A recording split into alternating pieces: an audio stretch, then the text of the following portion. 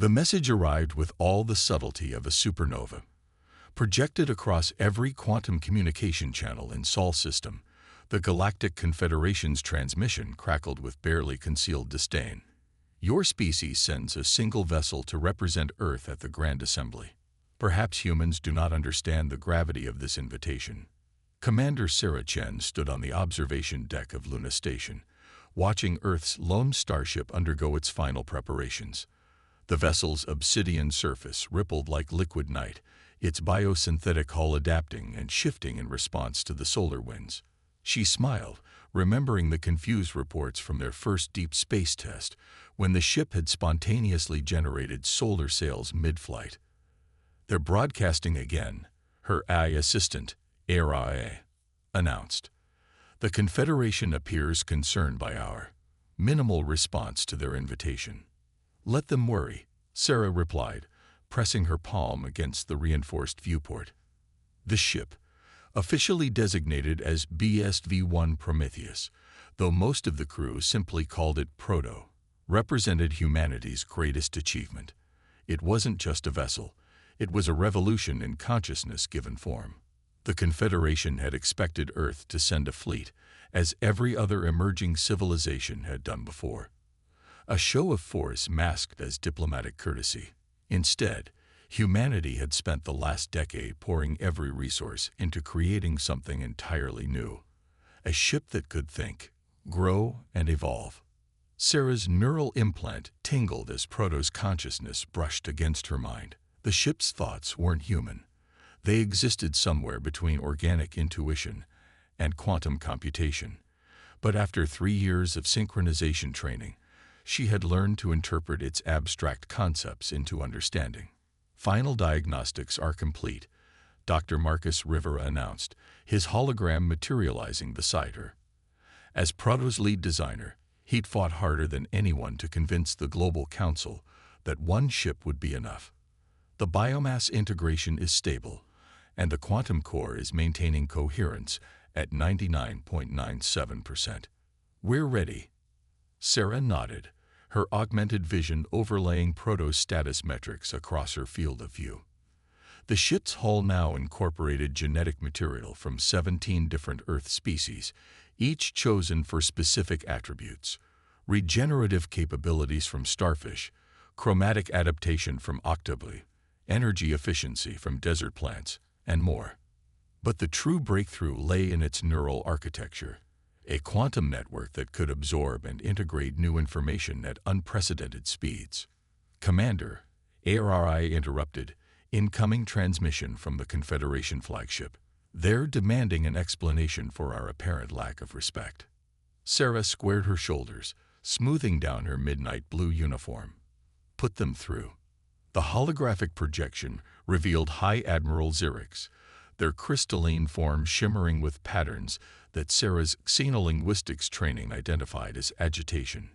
"Commander Chen, surely you understand that sending a single ship to the Grand Assembly will be seen as an insult by many member species. Some already question whether humanity is ready for galactic society." "With respect, Admiral," Sarah replied, "we understand perfectly. You invited Earth to demonstrate its readiness for membership in the Confederation. This is our demonstration. One ship against the combined fleets of 3,000 civilizations. One ship is all we need." Sarah allowed herself a small smile. "Though I suggest you update your sensor protocols. You're currently detecting only a fraction of Proto's capabilities." The Admiral's crystalline surface flickered. Surprise, according to her training. Their sensors were considered the most advanced in known space. The idea that human technology could exceed them in any way seemed to genuinely unsettle the alien leader. "We launch in 6 hours," Sarah continued. "I look forward to introducing Proto to the assembly properly." As the transmission ended, Sarah felt Proto's consciousness surge with anticipation. The ship had absorbed every detail of the exchange, analyzing the Admiral's reactions and already generating adaptation scenarios. This was why Earth had sent only one ship, because Proto wasn't just a vessel, it was humanity's first true step into becoming something more than they had been. "Dr. Rivera," she called, Begin crew boarding procedures. Let's show the galaxy why quality matters more than quantity. As her team began their final preparations, Sarah watched Proto's hull shimmer with newfound patterns, unconsciously mimicking the crystalline language of the Admiral. The ship was already learning, already evolving. The Confederation expected a fleet of conventional ships, bound by conventional physics and conventional thinking. They were about to learn why humanity had always excelled at breaking conventions. Proto's jump through quantum space felt different from any simulation they'd run. Sarah had experienced it through both her own senses and the ship's vastly more complex perception, a kaleidoscope of information that would have overwhelmed her if not for years of synchronization training. The vessel didn't just travel through space. It tasted it, learned from it, adapted to it. Quantum transition complete, Araya announced, her voice steady despite the unprecedented readings flooding her systems. The Confederation escort fleet is maintaining distance. Through Proto's enhanced sensors, Sarah could understand why. The ship had emerged from quantum space wrapped in entirely new configurations, crystalline structures that hadn't existed before the jump now extended from its hull, each one perfectly tuned to the local space-time conditions. Proto had evolved during transit, something that should have been impossible according to every known law of physics. Dr. Rivera's excitement was palpable as he analyzed the data. The quantum core didn't just maintain coherence through the jump. It expanded its processing capacity by 47%. Proto actually used the quantum transition to upgrade itself. Sarah felt Proto's satisfaction ripple through their shared neural connection. The ship hadn't just survived its first real space jump, it had thrived on it. Already, she could sense it processing the quantum wake patterns of the Confederation vessels, learning their propulsion technologies through observation alone. "Commander," Lieutenant Kira Patel called from her station, "the Confederation ships are requesting that we maintain our current configuration. They seem concerned about our structural changes." "Of course they are," Dr. Rivera muttered, his hands dancing through holographic data streams. "Their ships are built. Proto grows. Even now, it's incorporating new elements from the surrounding space into its hull matrix. The amount of dark energy it's processing is unprecedented." A signal cut through their discussion. Priority communication from the Confederation flagship. High Admiral Zerix's crystalline form materialized in the command center, their patterns shifting rapidly in what Sarah now recognized as extreme agitation. "Commander Chen, your vessel's behavior violates multiple Confederation protocols regarding stable ship configurations. We demand an immediate explanation." Sarah stood, allowing Proto's consciousness to merge more deeply with her own. When she spoke, her voice carried harmonics that resonated with the Admiral's crystalline structure. "Admiral, Proto is operating exactly as designed. It is humanity's first true living ship, an entity that evolves in response to its environment." "Impossible," the Admiral's patterns flashed with disbelief. "Organic technological integration has been attempted by countless species. The quantum instabilities always prove fatal." "That's because they tried to control the process," Dr. Rivera interjected, his enthusiasm overriding protocol. "We learned to guide it instead. Proto isn't just a hybrid, it's a new form of life." As if to demonstrate, Proto shifted again. Its hull now rippled with patterns that perfectly mirrored the Admiral's own crystalline language, but with subtle variations that suggested new possibilities, new ways of expressing concepts that their rigid structures couldn't accommodate. The Admiral's form seemed to freeze. "Your ship, it's attempting to communicate in our ancestral quantum patterns. Patterns we haven't used in millennia." "Proto learns," Sarah explained, feeling the ship's growing understanding of the crystalline beings. "It doesn't just copy, it comprehends, adapts, and suggests improvements. Watch." The ship's hull began to emit a complex series of quantum resonances, each one harmonizing with the natural frequencies of the crystalline vessels around them. But these weren't simple mimicry. They were an entirely new form of communication, one that bridged the gap between organic thought and crystalline precision. Through their neural link, Sarah felt Proto's excitement as the Confederation ship's crystals began to resonate in response, their rigid structures vibrating with frequencies they hadn't produced since their species' evolutionary past. The ship wasn't just communicating, it was awakening something long dormant in their civilization. This is not possible," Admiral Zerix whispered, their form shifting through colors never before seen by human eyes. "Our ships are experiencing quantum state changes that our scientists claimed could never occur naturally." Dr. Rivera's smile was triumphant. "Nothing about Proto is natural, Admiral. It's an expression of humanity's greatest strength, our ability to imagine impossible things and then find ways to make them real." Sarah felt Proto's consciousness surge with new understanding. The ship had already analyzed the quantum properties of the crystalline vessels and proposing improvements to their basic structure, improvements that would allow them to evolve as it did. Through their connection, she understood that Proto hadn't just created a new form of communication. It had discovered a way to help an ancient species remember how to grow again. "Admiral," she said softly, "this is why Earth sent only one ship. We didn't come to impress you with numbers or firepower. We came to share something far more valuable, the gift of change itself." The Admiral's response was cut short by urgent signals from their fleet. The crystalline ships were registering unprecedented energy readings, their rigid structures beginning to shift in ways that hadn't been seen in countless generations. Proto had awakened something in them, something that their civilization had sacrificed in exchange for stability and predictable power. "What have you done?" Zerix demanded, but their patterns showed more wonder than anger. Sarah smiled, feeling Proto's satisfaction at a successful first contact. "We haven't done anything, Admiral. We've simply reminded your ships of what they used to be, living things capable of growth and change. The real question is, what will you do with that remembrance?" The journey to the Grand Assembly was interrupted by a cosmic event that no one, except perhaps Proto, could have anticipated. The local star, a supposedly stable red dwarf, began exhibiting signs of massive stellar instability.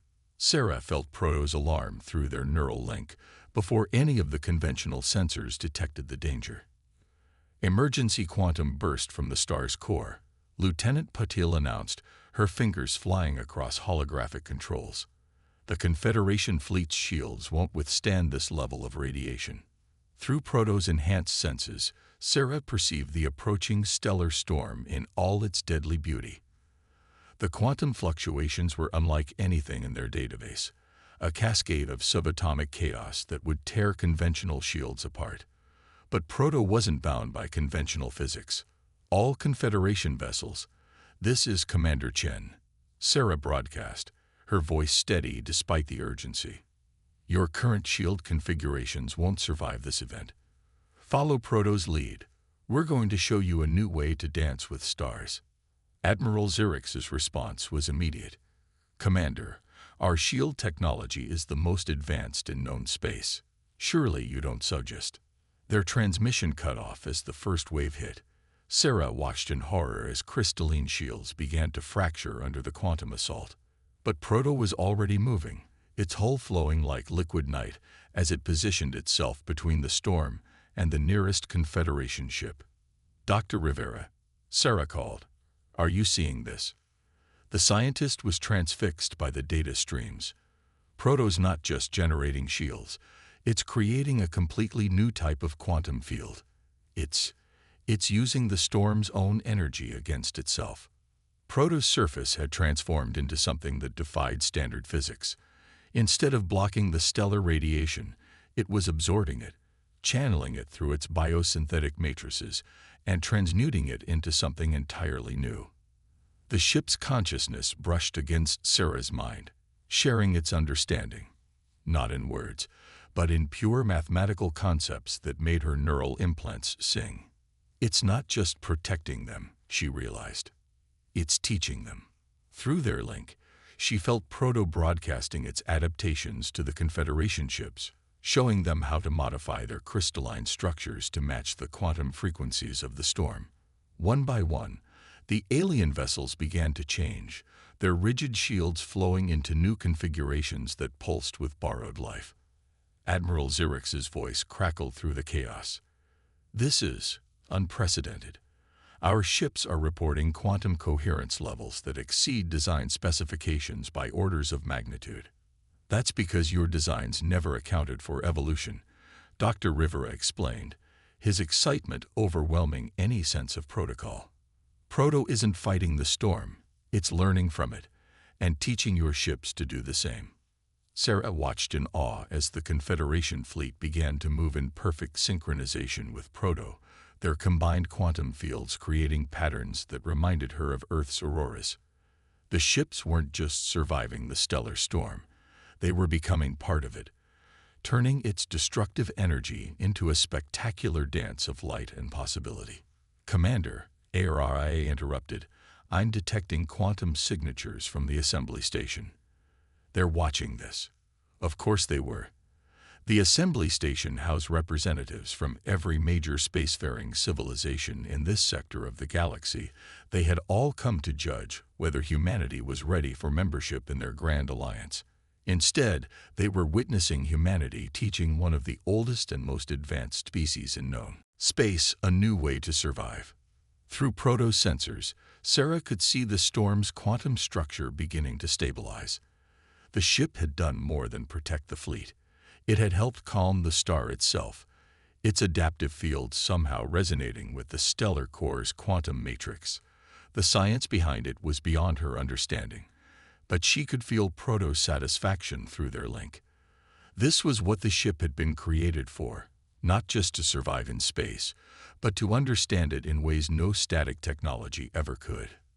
"Admiral," she called, knowing this moment would define humanity's relationship with the Confederation, "would you agree that survival is more important than maintaining traditional practices?" The crystalline being's response was slow in coming, their form still shimmering with the newly adopted quantum patterns. "Commander Chen, in all our history, no species has ever. Our ships have never." They paused, their crystalline surface rippling with new colors. "We owe you a debt." "You owe us nothing," Sarah replied, feeling Proto's agreement. "This is what humanity does. We don't just adapt to survive. We help others adapt too. It's who we are." As the storm subsided, leaving the fleet transformed and the local space glowing with residual quantum energy, Sarah felt Proto processing everything it had learned. The ship had absorbed massive amounts of new data about stellar physics, crystalline technology, and the quantum nature of space itself. But more importantly, it had proven something crucial about humanity's approach to the cosmos. "Dr. Rivera," she called, "how long until we reach the assembly?" The scientist looked up from his readings, his eyes bright with the implications of what they'd just achieved. "At our current velocity, accounting for the quantum wake from the storm, 3 hours." Sarah nodded, feeling Proto's anticipation matching her own. "Good. Because after what just happened, I think the assembly is going to have some very interesting questions about humanity's approach to space travel." Through their neural link, she felt Proto's consciousness expand with new possibilities. The ship hadn't just protected a fleet today. It had demonstrated a fundamental truth about humanity's role in the galaxy. They weren't here to dominate or to merely survive. They were here to show the cosmos that evolution never truly ends, that there are always new ways to grow, to learn, to become more than what you were. The Grand Assembly Station hung in space like an impossible geometric dream, its crystalline spires and quantum arrays reflecting light from 1,000 distant stars. Proto approached slowly, its hull still shimmering with energy patterns learned from the stellar storm.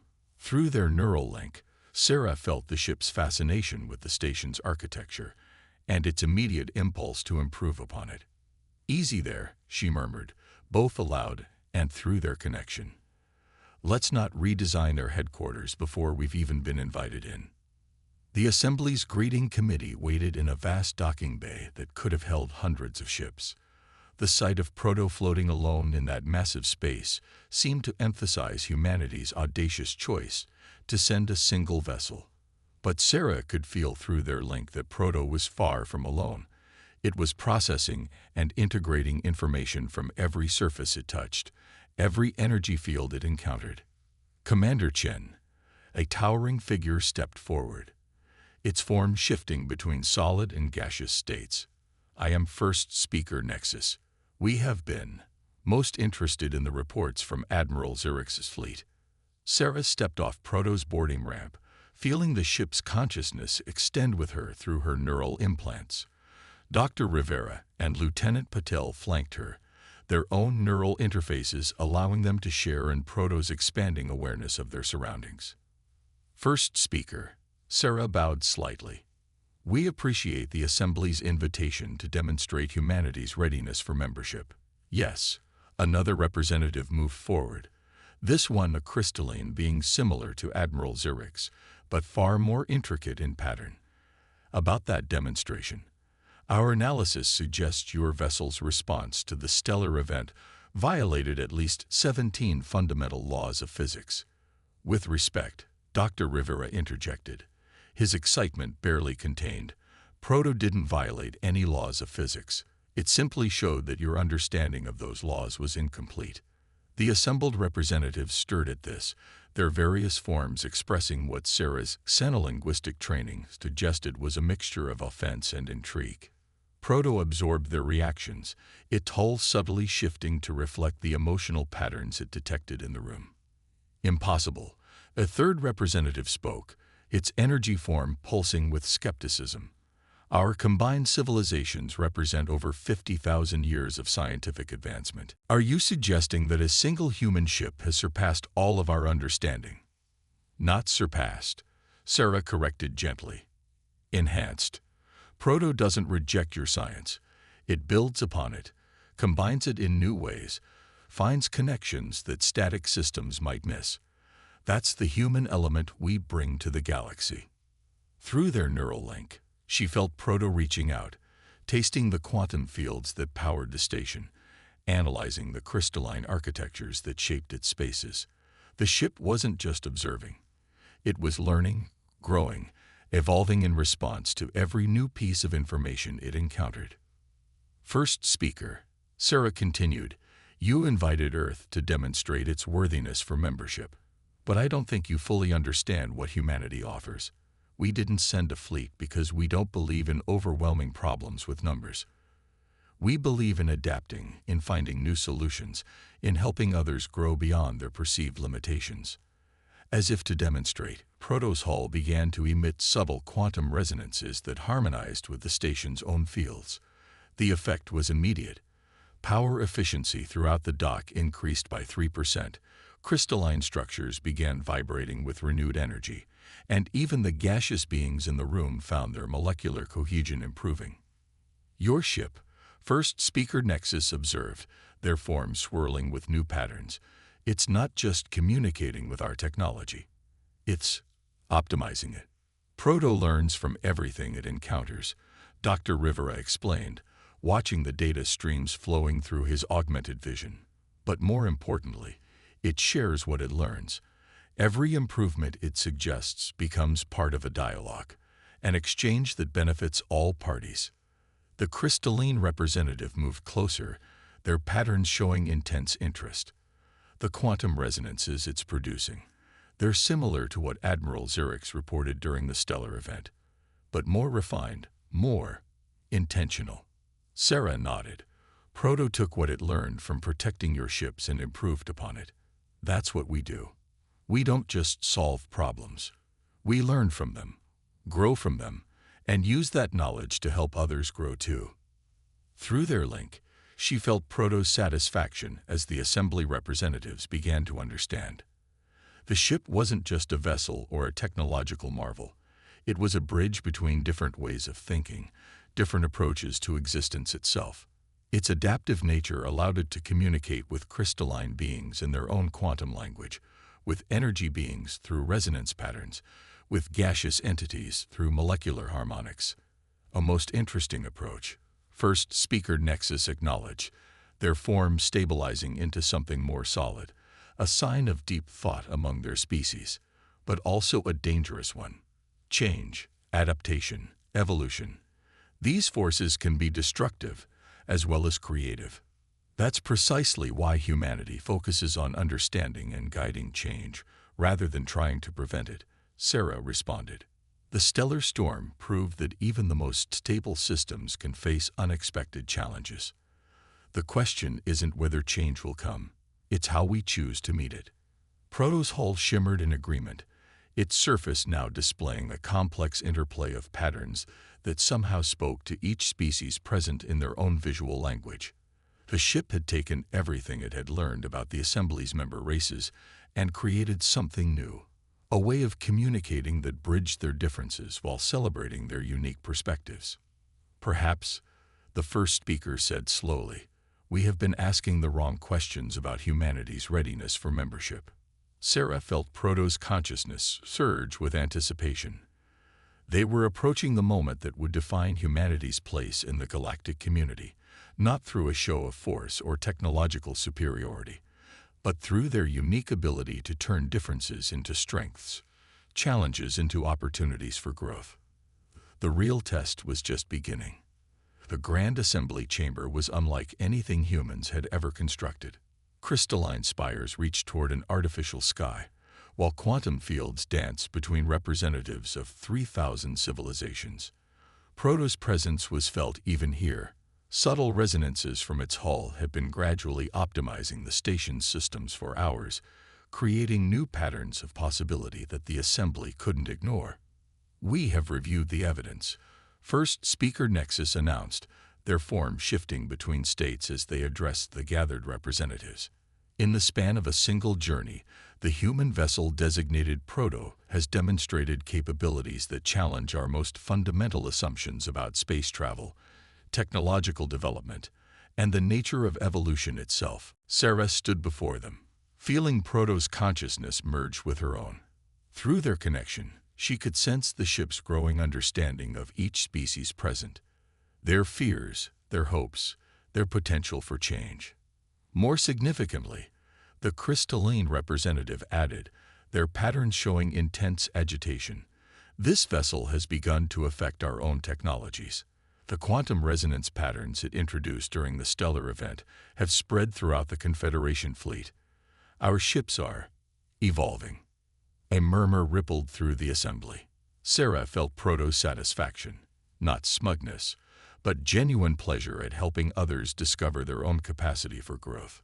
You fear this change, Sarah observed, addressing the entire assembly. We understand. Humanity feared change too, once. We built walls, created boundaries, tried to make the universe fit our expectations, but we learned something crucial.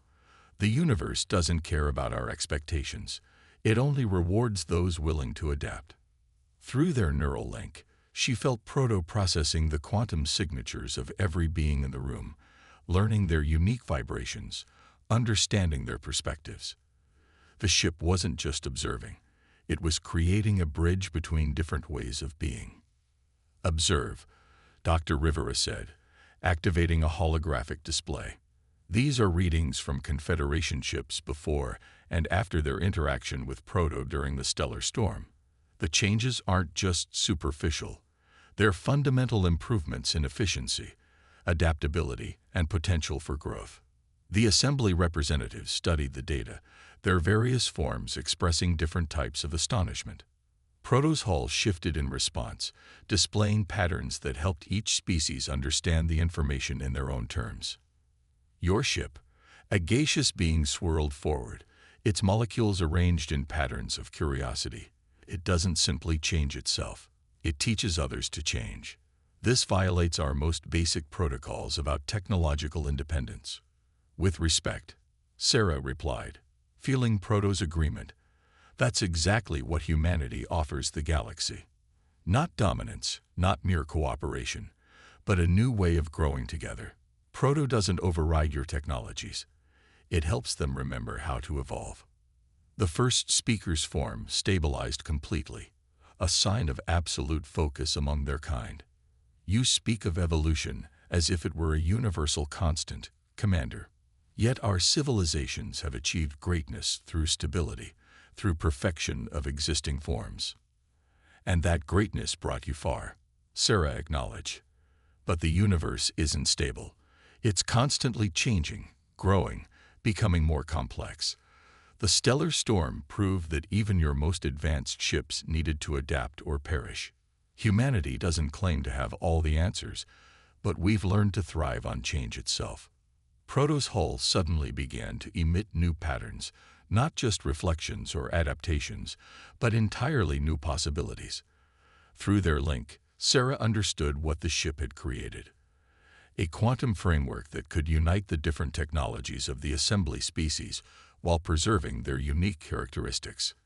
"This is what one human ship can do," Sarah continued, gesturing to the harmonious patterns spreading through the chamber.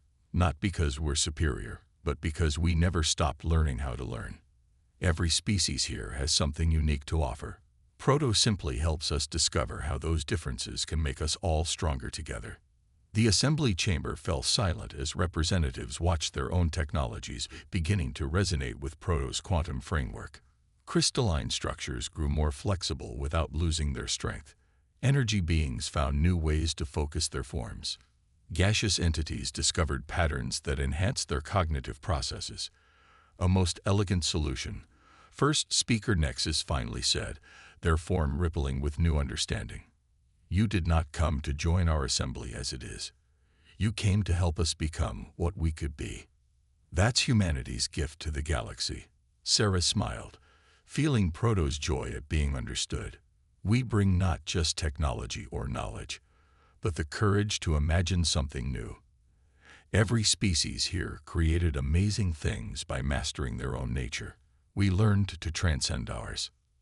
Through their neural link, Sarah felt Proto broadcasting one final message, not in words or quantum patterns, but in pure potential. It showed the assembly a vision of what they could become, not a collection of separate civilizations bound by rigid protocols, but a living network of cultures growing together, each one's strengths amplifying the others. "We have much to learn from each other," the first speaker announced, their form now displaying entirely new patterns. "The question of humanity's membership in the assembly is no longer relevant. You have shown us that we must all become something more than we are." As the assembly erupted in discussion, Sarah felt Proto's consciousness expanding with new possibilities. The ship had done more than prove humanity's worth. It had sparked a revolution in how species could interact and grow together. "Dr. Rivera," she called softly, "send word to Earth. Tell them that humanity hasn't just joined the galactic community. We've helped it remember how to dream." Proto's hull shimmered with quiet satisfaction, its surface reflecting not just the light of distant stars, but the promise of what all species could become when they learned to embrace change itself as their greatest strength.